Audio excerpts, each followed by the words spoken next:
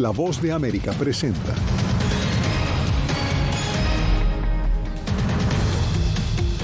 El secretario de Seguridad Nacional anticipa numerosas deportaciones a solo días de la derogatoria del título 42. $80,000 de recompensa y un enorme dispositivo de búsqueda disponen autoridades de Texas tras el asesinato de 5 migrantes hondureños. Además, Paraguay le da nuevamente la presidencia al candidato del Partido Colorado en el poder desde 1947. Y un tercer banco estadounidense colapsa en menos de 2 meses.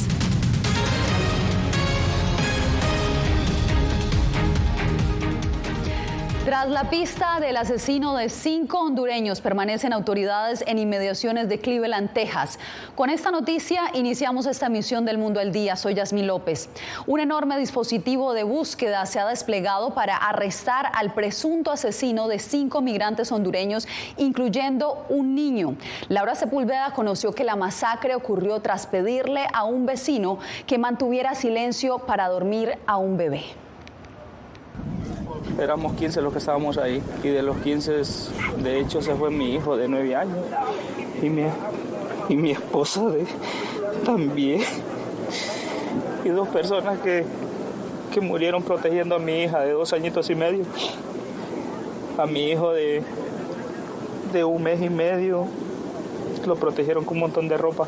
Él es Wilson, uno de los sobrevivientes de la masacre registrada este fin de semana en Cleveland, Texas, a las afueras de Houston, en la que 4 adultos y un menor perdieron la vida. Una de las víctimas salió de la casa y dijo: oye, tenemos un bebé pequeño que está tratando de dormir. El hombre dijo: dispararé en el patio delantero. Voy a hacer lo que yo quiera en mi propia residencia. Él es de México. Las víctimas eran de Honduras. Francisco Oropesa, de 38 años, ha sido señalado como el presunto responsable. Alrededor de 200 policías lo buscan y las autoridades ofrecen recompensa por su captura. Anunció una recompensa de $50,000 por información sobre el criminal que mató a 5 inmigrantes ilegales el viernes. También ordené que Operación Lone Star esté atenta. La sumatoria de recursos ofrecidos por autoridades ha aumentado la recompensa a $80,000. A la fecha, según datos compilados por la organización Gun Violence Archive, en 2023 se han registrado 184 tiroteos masivos, la cifra más alta desde 2016. Al menos 16 de esos tiroteos han tenido lugar en el estado de la Estrella Solitaria. Laura Sepúlveda, Voz de América, Austin, Texas. En Honduras, familiares de los migrantes asesinados exigen que Estados Unidos aplique todo el peso de la ley, mientras el gobierno de ese país anunció que brindará la asistencia necesaria para repatriar los cuerpos. Óscar Ortiz tiene los testimonios. El canciller Enrique Reina aseguró que el consulado del país centroamericano estaba en contacto con las autoridades en Texas para exigir respuestas sobre el asesinato de 5 migrantes hondureños. Sus familiares en Honduras piden todo el peso de la ley para el responsable. Es duro uno perder sus hijos, pero ¿qué se va a hacer? Pues con ayudarme para comprar esta champita aquí que venden aquí. Tiene 2 niños, uno de 8 meses y el otro de 6 meses. La Cancillería hondureña afirmó que planean reunirse con los hondureños sobrevivientes y sus familiares para generar el apoyo en conjunto entre Estados Unidos y Honduras. El experto en migración Ricardo Puerta hace un llamado al gobierno de Honduras a generar políticas de cambio para mitigar la migración irregular. Honduras no puede estar satisfaciendo necesidades de Estados Unidos ignorando la necesidad que tiene aquí. ¿Cuál es el truco? ¿Dónde está la solución? Asistir las dos, atender las dos. ¿Cómo podemos empezar? Por las necesidades de Honduras y con lo que sobre, con lo que no vamos a utilizar, ¿cómo podemos mandar eso para Estados Unidos? José Yonatán, Sonia Argentina, Diana Velázquez, Obdulia Medina, así como un menor de edad, perdieron la vida por el ataque armado del tirador identificado como Francisco Oropesa, de nacionalidad mexicana, quien continúa prófugo, y el gobierno de Estados Unidos ofrece una recompensa por su paradero. Óscar Ortiz, Voz de América, Honduras.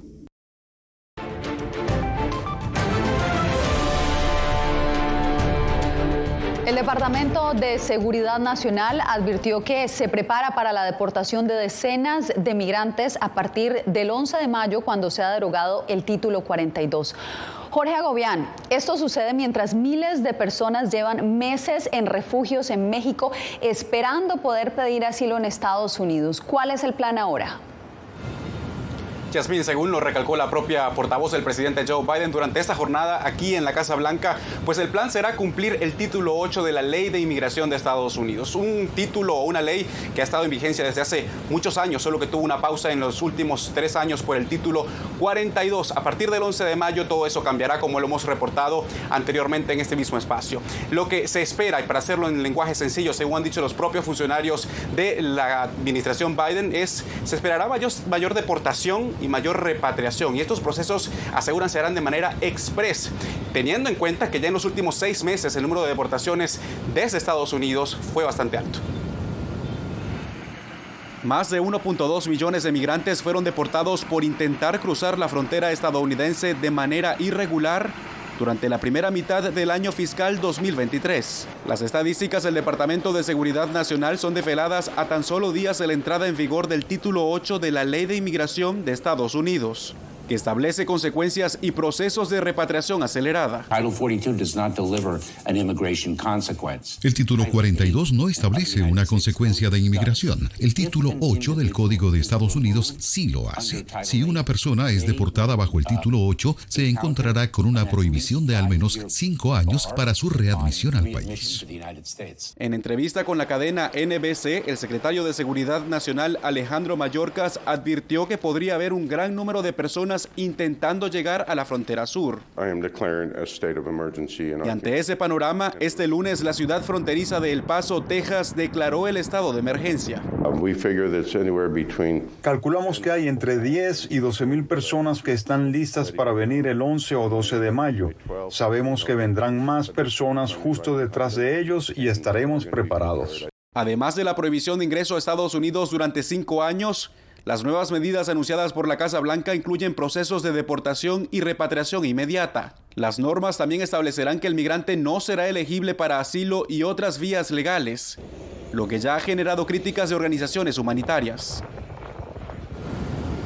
La palabra clave son vías legales en estos días por parte de la administración Biden. Esas vías legales, según han dicho funcionarios a La Voz de América, pues contemplan, entre otras cosas, visas de trabajo, visas de humanitarias y de reencuentro familiar para algunos ciudadanos, entre ellos colombianos y guatemaltecos. Por otro lado, también aseguran estarán disponibles más citas a través de la aplicación CBP One en la frontera para que un migrante pueda solicitar una cita y ir a una puerta de inmigración en Estados Unidos de manera legal y ordenada.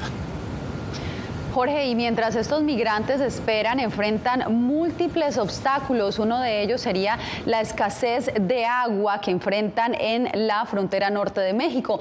Vicente Calderón estuvo en un albergue en Tijuana, donde niños y adultos que buscan refugio en Estados Unidos están varados y sin acceso al baño. La gente espera algo del agua que quede en los tinacos de este albergue para migrantes. Sí, ha habido bastante escasez de agua, ya imagina, ya son 10 días que tenemos de estar sin agua. El Estado anunció que más de 600 colonias de Tijuana quedarían sin servicio mientras reparaban una fuga en un acueducto. Dijeron que el corte duraría 1 día y medio, pero hay vecindarios que siguen secos más de una semana después. Es el caso de este refugio, donde unas 700 personas, centroamericanos y mexicanos, aguardan una cita para pedir asilo en Estados Unidos. Me siento desesperada, ya quisiera bañarme así. Por eso protestaron ante la autoridad estatal. Necesitamos agua para bañarnos, para lavar los baños, los niños están enfermos. Lo que sí llega es la factura que normalmente asumen las ONGs que sin subsidio del gobierno albergan a los migrantes gracias al altruismo de ambos lados de la frontera. Vas a ser famoso por venir a cortar el agua al albergue. En otros albergues han cortado el agua por falta de pago. Tras la protesta, las autoridades anunciaron la creación de un decreto que exentaría del pago del agua a algunas organizaciones de la sociedad civil, como esta que da apoyo a los migrantes. Hay ciertos requisitos, pero mientras les enviaron camiones cisterna para que llenaran sus cubetas. Tenemos reincidencia de falta de agua, estamos mandando pipas, estamos atendiendo. Aún así no todos alcanzan. Para lavar sus platos y cubrir otras necesidades, esta joven tuvo que comprar agua embotellada. Sale bien caro, demasiado caro. Bañarse es un lujo por el que hay que esperar. Vicente Calderón, Voz de América, Tijuana. En el estado de Florida hay preocupación por la posible aprobación de una ley estatal que penalizaría a cualquier persona que brinde asistencia a migrantes sin documentos, incluso si los transporta. José Pernalete nos dice que si la Cámara la aprueba y tiene la firma del gobernador, la ley entraría en vigor el 1 de julio. Grupos que defienden libertades civiles en Florida advierten sobre el potencial arresto de personas que lleven a bordo de sus vehículos migrantes sin documentos si ingresan al estado y son interceptados por agentes policiales. Una propuesta que podría convertirse en ley. Lo mismo le puede pasar a un profesor que salen con un viaje fuera del estado con los jóvenes. Si hay jóvenes indocumentados, ese profesor, porque lo que dice el bill es que si a sabiendas alguien entra sabiendo que es indocumentado al estado, puede ser cargado con delito. El proyecto SB 1718 del Senado de Florida ha sido cuestionado desde su introducción. Lo comparan con una ley en Arizona conocida como Muéstrame los papeles, la SB 1070 en 2010. Esta norma alejó a la comunidad migrante de esa jurisdicción e impactó en la economía del estado, de acuerdo con la Coalición de Inmigrantes de Florida. La senadora republicana Ileana García, legisladora de la Cámara Baja de Florida, ha declarado que la norma busca impedir la inmigración ilegal y evitar el tráfico humano. Además, atribuye las críticas a la partidización de activistas. La legislación en consideración es para prevenir el uso de tarjetas de identificación ilegales en Florida con el fin de prevenir la trata de personas y poner fin a los abusos por parte de personas sin escrúpulos que se aprovechan de los más vulnerables. José Pernalete, Voz de América, Miami. En Paraguay, los votantes respaldaron la continuidad del gobernante del Partido Colorado al escoger a su candidato Santiago Peña como el presidente para el próximo periodo presidencial. La periodista Emilce Aponte de nuestra cadena afiliada en Paraguay, Telefuturo, nos preparó el siguiente informe. Y con más del 42% de los votos escrutados, 15 puntos para arriba, Santiago Peña del Partido Colorado ganó la presidencia de la República ante su adversario Efraín Alegre con apenas el 27% de los votos escrutados de manera preliminar. Como tercera fuerza subyace la figura de Cruzada Nacional en representación de Paraguayo Cubas. En el contexto de las elecciones en Paraguay, finalmente el Partido Colorado logra su hegemonía a nivel nacional, no solo con la presidencia, sino en ambas cámaras del Congreso, donde de acuerdo a los primeros cálculos estaría logrando mayoría propia en ambas cámaras del Congreso, tanto en el Senado como en la Cámara de Diputados. Y a nivel departamental, en los 17 departamentos del país, logró en 15 gobernaciones la victoria. La justicia electoral desde este lunes inició con el plan de juzgamiento de las actas electorales, ya que es la instancia encargada del proceso de juzgamiento de las actas electorales. Como último tramo será el máximo tribunal electoral del país quien tendrá la decisión definitiva a finales del mes de mayo para la proclamación de las nuevas autoridades que tienen que asumir a partir del 15 de agosto de este año. En Paraguay no hubo controversias tras conocerse los resultados preliminares a cargo de la justicia electoral. Los principales candidatos agradecieron el hecho de haber participado ampliamente en materia electoral por la masiva concurrencia de los electores en los locales de votación, y por el otro lado aceptaron el veredicto del pueblo, felicitando al ganador Santiago Peña por el Partido Colorado para la presidencia de la República. Desde Asunción, Paraguay, Emilce Aponte para La Voz de América. Aumentan las muertes por sobredosis de fentanilo en el condado más grande de Texas. Las autoridades hacen un llamado a los padres de familia.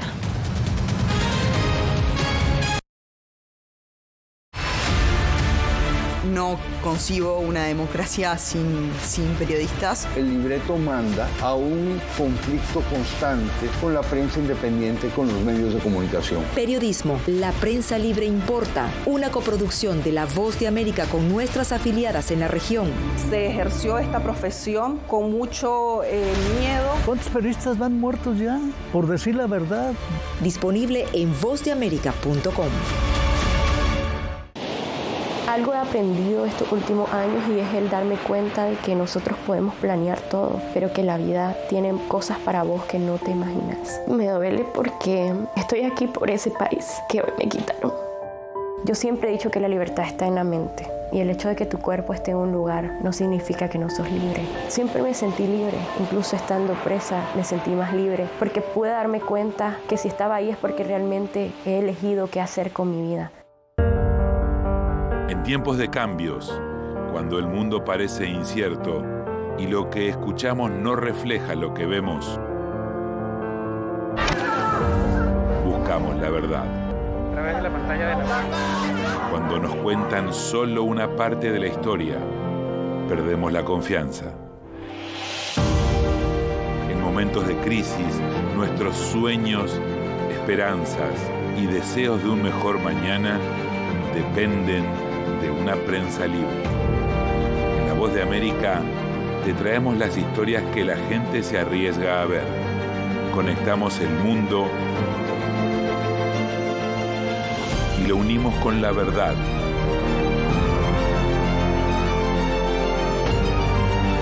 En La Voz de América te presentamos el panorama completo.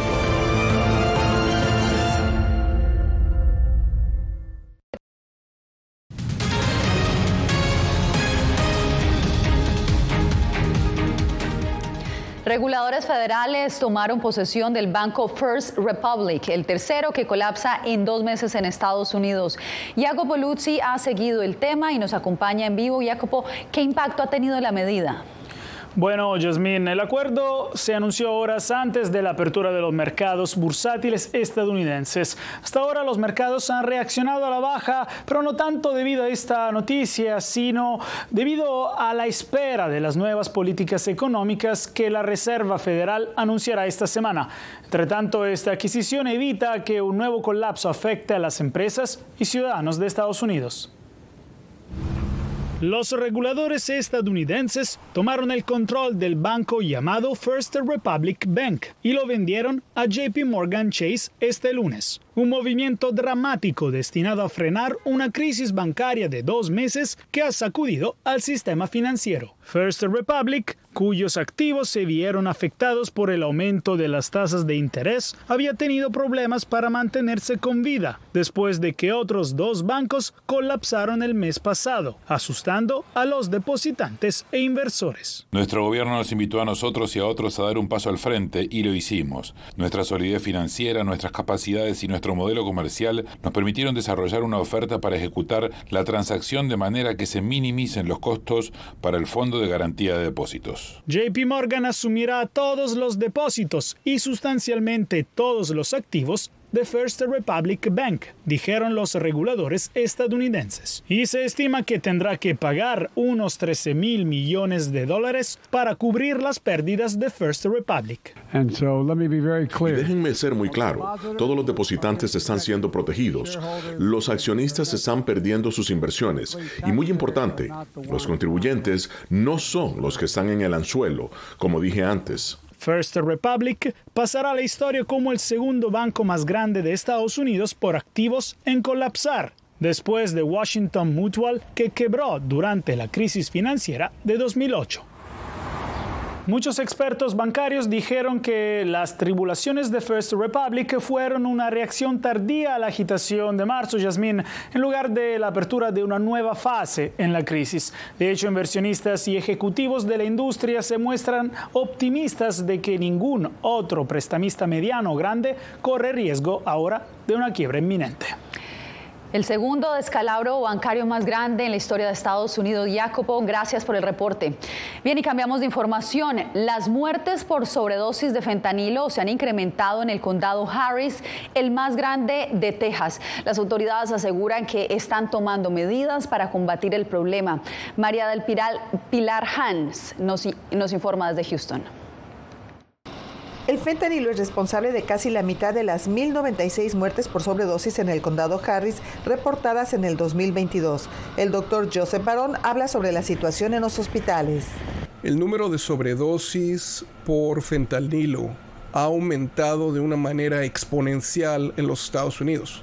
Por ejemplo, en el estado de Texas hemos tenido casi un 800% de aumento en el número de visitas a la sala de urgencias.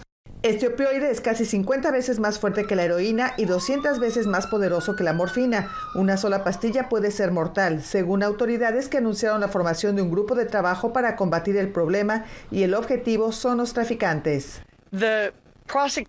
Estos casos serán perseguidos de acuerdo con la ley de Texas y el Código de Seguridad y de Salud de Distribución de Drogas. Las personas que provoquen la muerte de otros podrán enfrentar cargos de homicidio involuntario, homicidio culposo e incluso de asesinato. Las autoridades del condado Harris indicaron que este es un trabajo en conjunto y que necesitan ayuda de los padres de familia. Queremos que pongan mucha atención a lo que está pasando. Muchas veces respetamos el espacio de nuestros hijos y pensamos, no, pues es su habitación o es su teléfono, voy a respetar eso. El gobernador Greg Abbott anunció la campaña Una Pastilla Mata, que ofrece información a la comunidad, y también el plan para distribuir el medicamento Narcan en los 254 condados de Texas. María del Pilar Haynes, Voz de América, Houston, Texas. En París, millones de manifestantes protestan este 1 de mayo, Día del Trabajo. La policía disparó gases lacrimógenos y se enfrentó a los huelguistas que incendiaron bicicletas, sillas y otros enseres. El descontento se debe al aumento de la edad de jubilación impuesta por el presidente Emmanuel Macron hace un mes. El gobierno de Macron, que carece de una mayoría activa en el Parlamento, impuso la ley de pensiones sin una votación final, elevando de 62 a 64 años la edad de jubilación. Regresamos en instantes con más temas. Uno de ellos, la prohibición de entrada al país que impuso el gobierno de Daniel Ortega a un diputado indígena.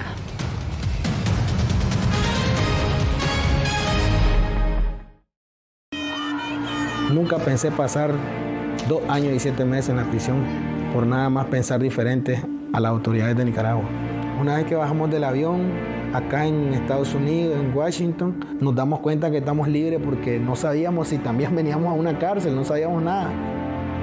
El cuerpo como que siente el aire puro, la diferencia a estar en una prisión, ¿verdad?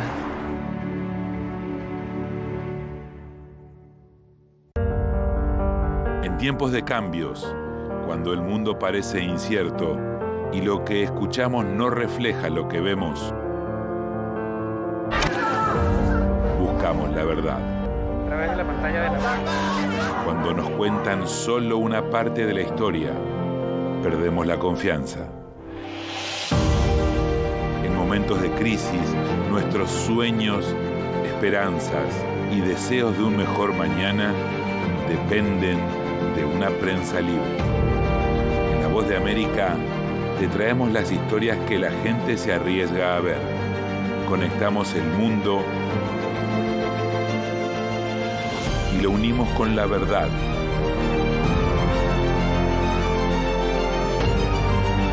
En La Voz de América te presentamos el panorama completo.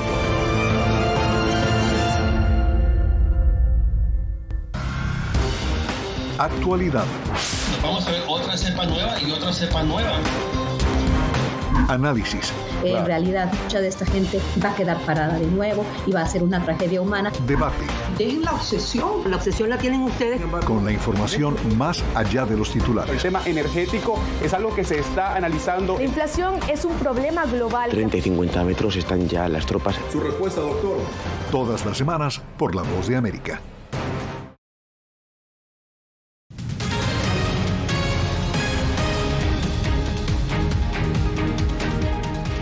Al menos 18 personas murieron y 33 más resultaron heridas cuando un autobús se precipitó por un acantilado en el oeste de México, anunciaron autoridades locales este lunes.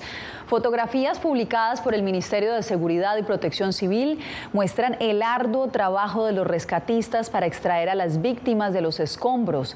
La Fiscalía del Estado de Nayarit dijo que el vehículo cayó unos 15 metros desde una carretera que conecta la capital del estado, Tepic, con Puerto Vallarta. El gobierno de Nicaragua restringió la entrada al país de un diputado indígena quien denunció ante Naciones Unidas la situación que viven las minorías en su país. Abogados denuncian que el hecho constituye una violación a la inmunidad parlamentaria de este legislador.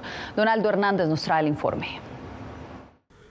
El diputado nicaragüense Brooklyn Rivera aprovechó un foro de Naciones Unidas para denunciar que el gobierno de Daniel Ortega ha impedido el ingreso al país de la defensora de derechos humanos Anexa Alfred, quien ha dedicado su vida a la protección de los pueblos indígenas y afrodescendientes.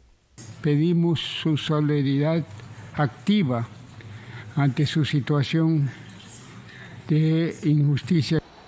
Esta postura del líder indígena habría sido la razón por la que el gobierno de Nicaragua tomó la decisión de impedirle retornar al país en 2 intentos, según han documentado organismos de derechos humanos. Podemos afirmar de que hay una vulneración de la inmunidad parlamentaria del diputado Brooklyn Rivera al impedirse la entrada a Nicaragua en razón de sus posiciones políticas. El gobierno no se ha referido a la decisión de impedir el ingreso del diputado, mientras algunos opositores han destacado que si bien se ha violado la inmunidad parlamentaria del legislador, su escaño en la Asamblea Nacional fue resultado de las votaciones del año 2021, las cuales fueron consideradas una farsa. Quisiera resaltar que Brooklyn Rivera ha sido un aliado del orteguismo en la Asamblea Nacional. Esto deja claro que no hay nadie que esté inmune.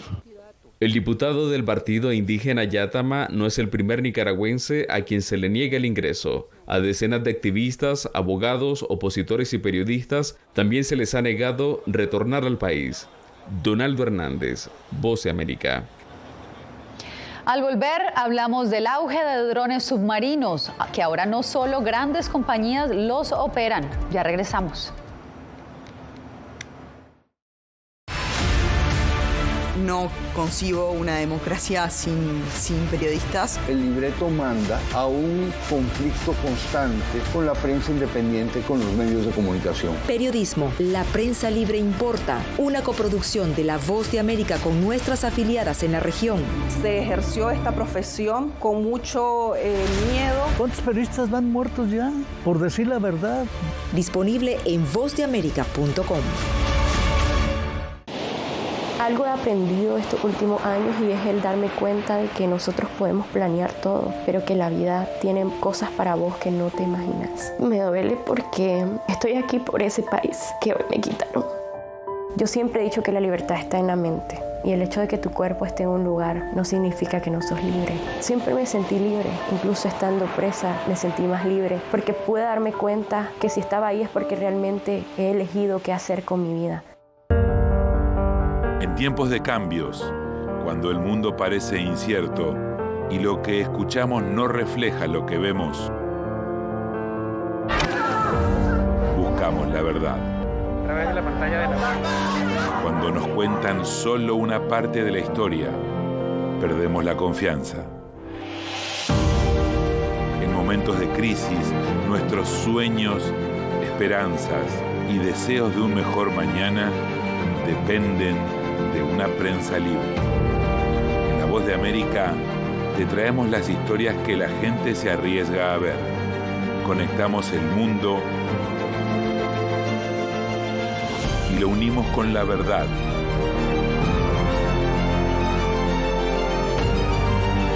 En La Voz de América te presentamos el panorama completo.